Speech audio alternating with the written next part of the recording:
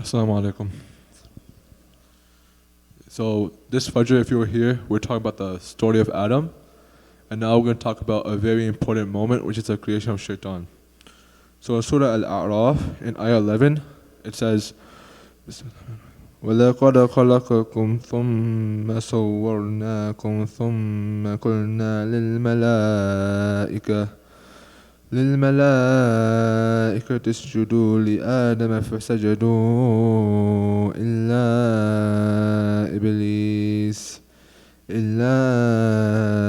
إبليس لم يكن من الساجدين. Surely we created you, then shaped you, then said to the angels, prostrate before Adam. So they all did, but not Iblis, who refused to prostrate with the others. In the next ayah, it says, قال ما منعك ألا تسجد إذ أمرتك قال أنا خير منه خلقتني من نار وخلقته من طين. Allah asked, what prevented you from prostrating when I commanded you? He replied, I am better than he is. You created me from fire and him from clay. And from here, we can see a pure display of arrogance from Shaitan. He thought, why did Iblis not bow down to Adam? Because he thought he was better than him. He thought just because he was created from fire and Adam was created from clay, he could not bow down to him and he could disobey Allah's order. And in our relationships and our interactions with each other, we see this type of arrogance displayed. For instance, let's say a friend or someone you know gets an award for accomplishing something. Now, some of us, instead of being proud for them, we might say, oh, why did I not get that reward? I deserve it more than him. Or let's say that when a garbage man comes to pick up the trash, you'll see parents say to their sons, Beta, make sure you try hard in school so you do not end up like this man. But why do we do this? Why do we treat status and power and wealth as things to differentiate amongst each others? Because we have to understand that these are things given to us by Allah subhanahu wa ta'ala. The status we are given does not make us better than others. It is something we are given. And to use for good, not to teach our children that, oh, you are better than this person and to not be like him. And there's more a deeper theme of racism too. And in the past, you all know slavery, America, we think of races as something to compare each other to, something to make our status. We think just because, oh, he's white and he's black, I'm better than him. We think just because we're a different race, we are better than someone. Now, does someone decide their race by birth? No, it's something they are given by their genes.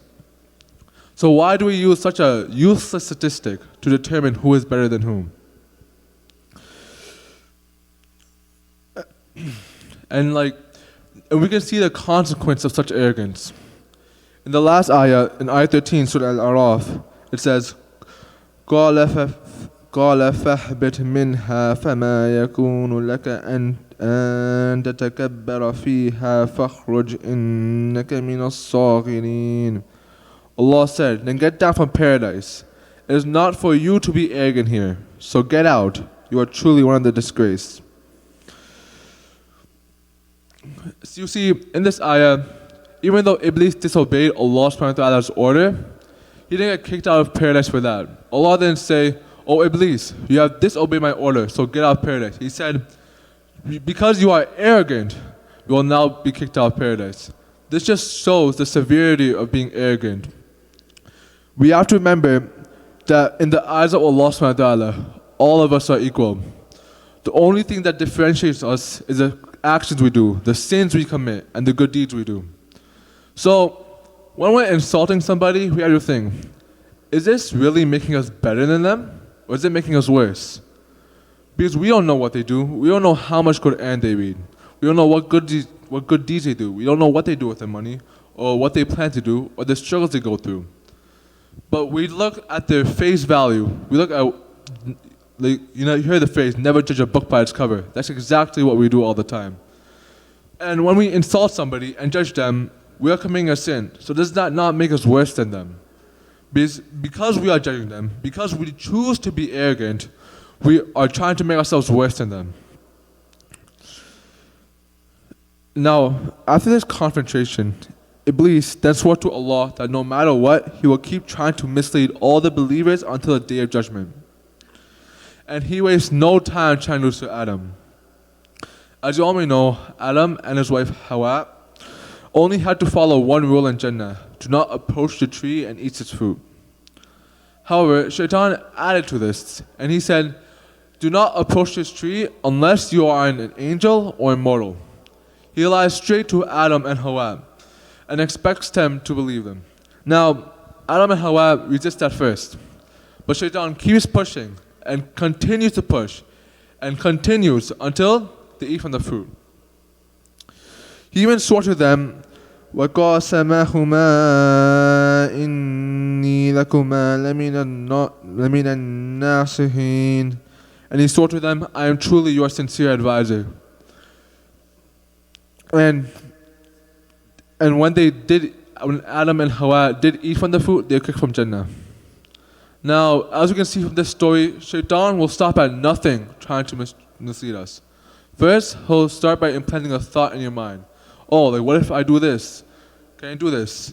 And of course, we'll try to resist this thought, but we'll keep implanting that thought over and over in our heads.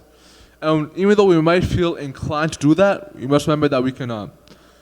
Because we shouldn't just try not to do the sin, we should try to avoid being in any opportunity where we can do the sin.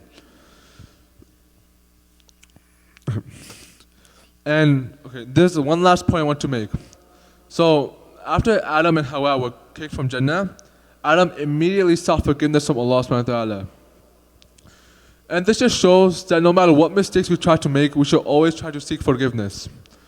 No, because sometimes we commit sins and we feel like we're lost. There's nothing we can do to make up that sin. Right? We feel like no matter what we do, we can't be forgiven, and we just commit such a grave, grave sin. But we have to remember that Allah subhanahu wa ta'ala is all forgiving.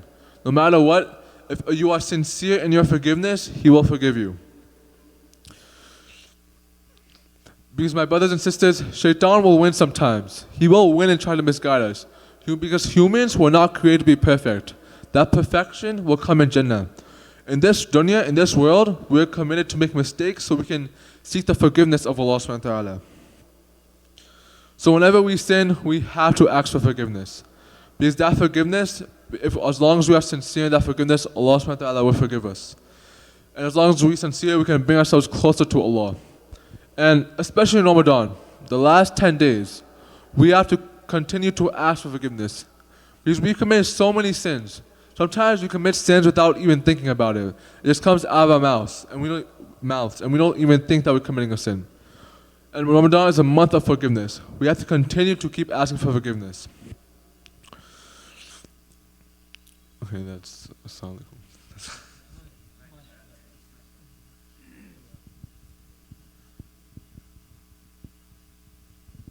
MashaAllah. Jazakallah khair, Brother Hussain.